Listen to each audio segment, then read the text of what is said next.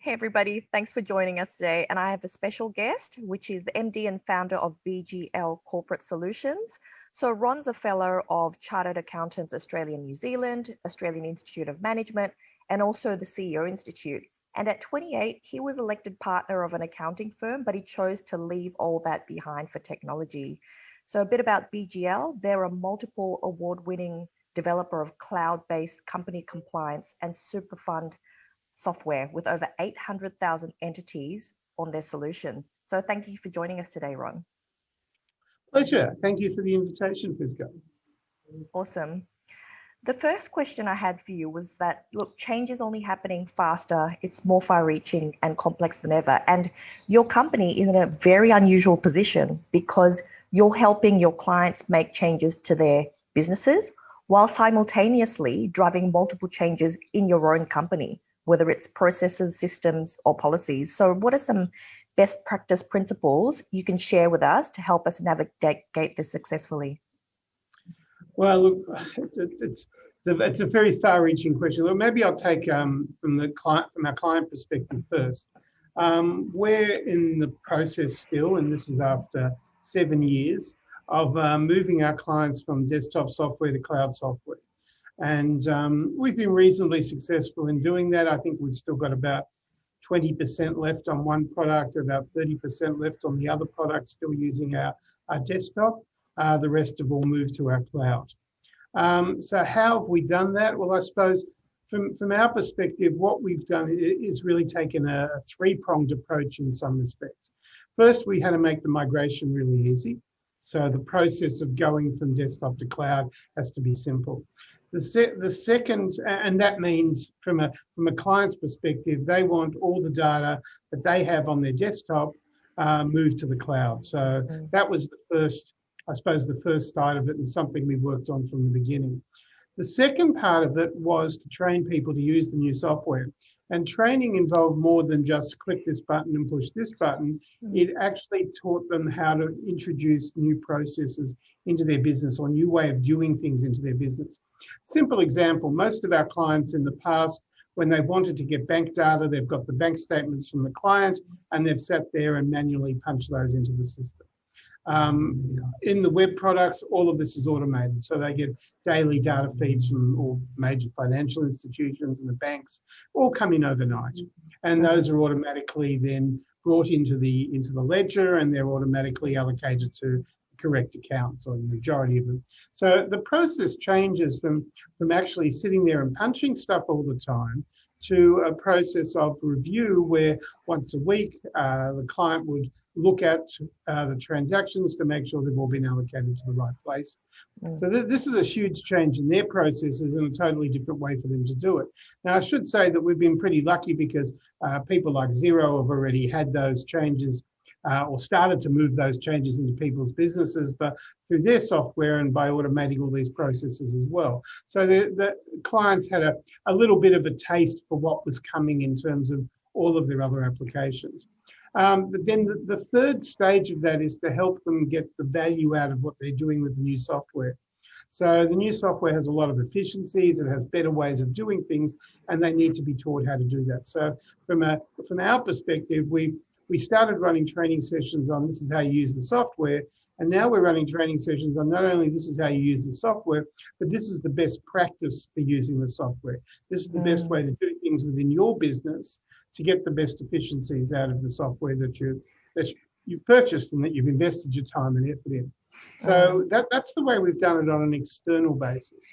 On an internal basis, we sort of made some decisions that probably go back about 10 years now. So we've been changing our systems internally for a long time. But we started off, and we were a Lotus Notes house, and that product eventually, well, it hasn't died, but certainly IBM destroyed what was a fantastic product and never really developed it or kept going with it. So we made the decision to move many years ago now, I don't remember what year it was, to Sugar CRM. And that meant from our perspective, we had to build things onto that CRM system to do what we wanted to do, because certainly at that stage, it wasn't going to do all the stuff we needed.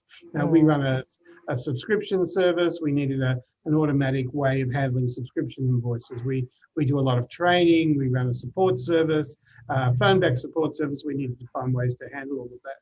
So we started off with doing that in Sugar, and then a couple of years ago we introduced Zendesk. And a lot of people say, oh yes, we're using Zendesk for support.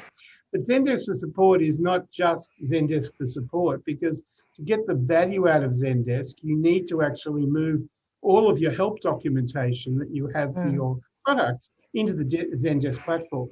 So we went through that process of actually moving everything across for a period of time. Now, how do you get people to do things? Well, the best way that I find is I send the guys out and I say, look, you find something that you think is the best product for what we need, and you come back to me and give me reasons why we need to do this, and then how you think we should implement it. Yep. So I left that up to my client success guys. They came back to me with a plan. They gave me reasons as to why we should do this. And we sit back and we look a couple of years later. And when I spoke to you earlier, Fresco, I didn't mention, we recently got some stats back from Zendesk onto how that whole process has gone, which has been very interesting. And one of the two things that have come back, the first thing is that of all of their clients, and that's worldwide in our industry, about 6% are using chat, and which I think is actually very low. 6% of calls are coming through chat, not necessarily 6% are using it, but 6% of calls are coming through chat. We're now up at 27% of calls coming through chat. Wow. And the reason that we're at that point is because we put the effort into developing our resources within the Zendesk platform, so that people get a lot of answers when they start using chat. Look, I don't think COVID hurt that, but certainly that's the industry, or the industry-wide stats haven't gone up that much over COVID, whereas ours have gone up a little bit, but have just continued to grow. So that was really interesting. The other thing that we found is it's no use putting in new systems unless you change your internal practices to handle it. So we've taken the view internally here that everything needs to integrate back into our CRM. So Zendesk needs to integrate back in, and all the calls need to go back in, and all that sort of stuff.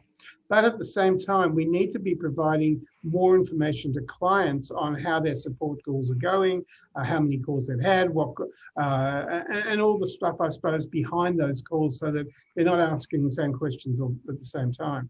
So that was a matter of getting the guys here to develop systems to allow our clients to log into all of those things.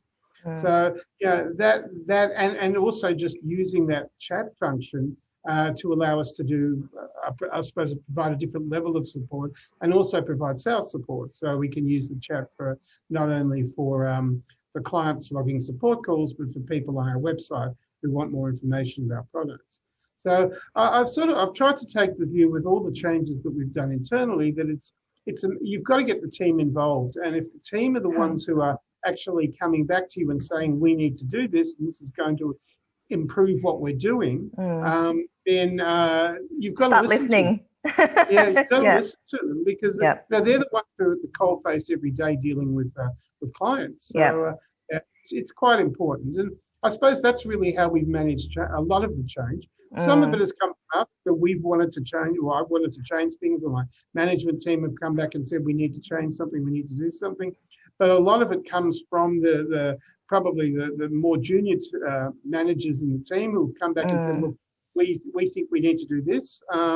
Let's look at how we do it. And I'm getting those sort of things sort of all the time. You know, our training system was another example of that. We moved all of our training system into Litmos about 5 or 6 years ago now. So we can do proper online training courses. Again, all came from the guys who are doing that work, and said, we need a platform. Same with meeting. How you do meeting. That the fact that you actually truly listen and solicit their viewpoints, which is a nice segue to the next question. You know, your company has been recognized as one of the best places to work by AFR Boss magazine, achieving incredible engagement scores in the middle of a pandemic, for crying out loud. So What did you do? What's the secret sauce besides obviously Yeah, listening to your people? yeah. I suppose I wish I knew. Look, we introduced Culture Amp, and we did that in around May last year. So after the Mm, first lockdown, or sort of at the end of the first lockdown, and we did. When you introduce Culture Amp, you do what they call a baseline survey. So you try and find out where you're at through a whole lot of different areas, and what your people are thinking of you, and the way you're running things, and all sorts of stuff like that. So we did the baseline survey, and the engagement calculation came back telling us we had an engagement of 81%. mm, And we were wrapped when that came back, because that was probably higher than we'd ever expected it would be. And it's really difficult sometimes to know whether people are engaged, especially since they've all been working at home by that stage for a month and a half, 2 months. So it was a really good result. And what we decided was, well, that's a good starting point. Let's look at the stuff that they've said to us that they want us to fix, and some of that had to do with physical environment and in our office. Some had to do with other things. So we got on our landlords back and got a whole lot of stuff done around the office. It was good during COVID because there weren't a lot of people around. And we also looked at some of the other things that people in the teams had said to us. mm. And when we made a few changes, then we did another survey. We went out in September last year, about 4 or 5 months later, by September, early October. And the engagement score came back at 89%. So Ooh, we said, what's going on here? yeah. We've gone from 81 to 89 during a pandemic. Why has it changed, and what has changed? And I think there's probably a couple of things that we did that were very important. The first thing that we did was we went out right at the beginning of the whole thing, which was in March last year, at the end of March, and we said to our team, we are not going to retrench anybody. We are not going to Mm, sack anybody. Every single one of you will have a job when this pandemic finishes. Well, it's still not finished, but we'll yep, have a job when this pandemic finishes. yep. So we said that in March, and one of the things that I've learned over the years, if you don't say some things to your team 7 times, they don't believe you. And these are stats I think that came out of Marcus Buckingham. I Big think that's believer. Yes, yes. one of the things that he said, and we like some of the stuff that he does, and we've done some of his programs. Mm, So that was one thing that was we knew we had to keep telling people. So when we came to the second lockdown in Victoria, we again went out and we said the first thing we said in a team catch up, and we had team catch ups every 2 weeks.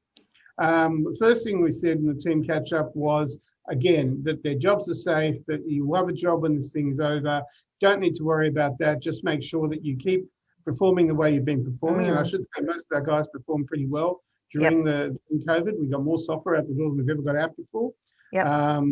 And we sort of said, I think that was partially what came out of it as a result, was that people were happy that they were being supported. They were happy that we were showing some leadership, that we were getting out there and supporting things that were good that were going on, and talking about things that we didn't think that were so good. Some people didn't necessarily like that, but at least we were prepared to give an opinion, which is, I suppose, more than what a lot of people are prepared to do these days. We proceeded from them. We've just done a more recent survey now. We're sitting at 85% engagement rate, which is still very high. I should say the industry average for IT is about 71, Yep. but the average over the whole world is somewhere around 17. That's 17% of people Wow. are engaged with work. Yep. Yeah. So IT is higher because I think people are more engaged, but generally around the world, engagement with employers is pretty low and pretty awful, actually. Sounds I would, about right. I think, yeah, but I don't understand how people can go to work every day to the same place where they've got no engagement, where they're not at all connected. You know, maybe it's only social, maybe they're only going for social reasons, but I just find that difficult. I should say that's the other thing. We're a bit, now that this whole pandemic is from, I suppose, from an Australian perspective, coming to a bit of an end, even though we're still having our continual screw ups from and lockdowns, for most of which probably are necessary. But anyway, we're set.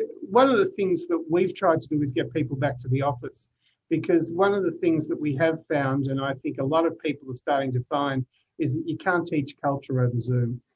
and you can't induct new people into the organisation over Zoom either. It just doesn't work, and you don't get the engagement. That will come out, and if you think you can do it, keep the engagement scores high. But I don't think you can. So we didn't employ many during lockdown. We employed in between the lockdowns. We employed after the lockdowns, but we didn't employ many during because it was just impossible to induct them properly, especially from a support team perspective where you need people sitting next to each other. So I think that's probably one of the other things that we did. We're now working on, we've told everyone we want them back 3 days at least. They can be back more if they want, but we want everyone back 3 days. We asked the managers to come in first for 3 days because we knew once the managers started to come in, their teams would come in, and we were right. And I think we've probably had 100% back now, not all on the same day, but we're getting an average of about 75 to 80% back every day now, which is good. Brilliant. We always had work from home, I should say. I got asked that yesterday by some of my newbies. We've always had work from home. It's been something we've always done. So we'll continue with that. How much that will be, we'll see what happens in the future. I don't know the answer. So I want to go back to your point about everything's connected, right? Engagement versus performance. So I'm a big believer that investing in culture and change will yield dividends. So what have you found? How has your investment in improving your organization's culture enabled you to manage change more effectively? Well, look, I think you've got to bring people along for the ride. And if you've got people engaged, then they're going to come along for the ride. They're going to trust you. Trust is a huge thing. We've done surveys a number of times in the past over trust to find out what the level of trust in the management team has been. And that's always been in the high 90s. So at least that's incredible. At least we're trusted. I think they trust that we'll do the right thing by the organisation and by the people. And they also, I suppose, they see that we're prepared to make tough people decisions where we need to. We recently had to retrench somebody because the person had made their own role redundant. Now, this is a person I would love to have kept, and we offered them other roles in the organisation, but they decided they didn't want to take them, and they decided to take the retrenchment and leave. We thought we knew it was going to be hard. The person had been with us 12 years. He had good relationships with a lot of people. But what was really interesting afterwards was a number of people came back to us and said, "We're glad you made that decision because he really wasn't performing to the extent that he should have been. He'd given all his tasks away to everyone else, and we wondered what he was doing all day. Yet he was sitting there as a reasonably senior manager." So I think acting on things and showing that you're prepared to listen, finding out what team members think of their managers and acting on that information is really important. I'm not a big one necessarily for 360-degree feedback. I don't know if that necessarily works. But what we have tried to do is we've tried to get people to tell us where there are issues. We run open door policies.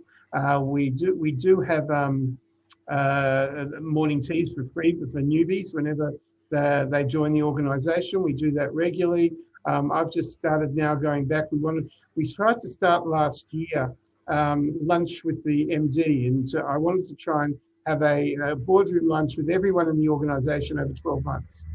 So we've started doing those again. Our HR people are very good, so it's one of the ways that we keep people engaged is that they trust the HR and they trust that HR will keep stuff private if they go and talk to them about things. I think there's got to be a huge level of trust there. In some respects, in answering your question, it all comes back, I think, in some respects to trust. If the team trusts that you're doing the right thing for them individually and for the organisation, then managing the change is easier because they're going to accept the change as it comes through. If they and if it's a major change that's affecting someone, that they have at least the opportunity to voice a view rather than shoved down their throat. So by getting a lot of major change, a major system change coming up through the teams, we do that. There are sometimes changes that people don't necessarily want to have or want to see happen. through systems. And we had one recently where we're releasing a third product, and people wanted to do it the easy way, and I said no, we need to do it the hard way, because I can see that we're just going to need to do that, and it's already proven the right decision, because there was a whole issue around how we were going to handle pricing and communications between our CRM and our products and whatever. And I said, no, it's got to be separate, because we could end up with separate prices for the two products. And guess what? We're going to end up with separate prices for the two products as of the 1st of July. So if we hadn't done it that way, it would have been a mess. I got a bit of flack from that, saying, oh, look, this is hard and this is whatever. And I said, yeah, it might be hard, but it's the right thing to do. Yeah. In the end, they now understand that it is the right thing to do, even though it was hard.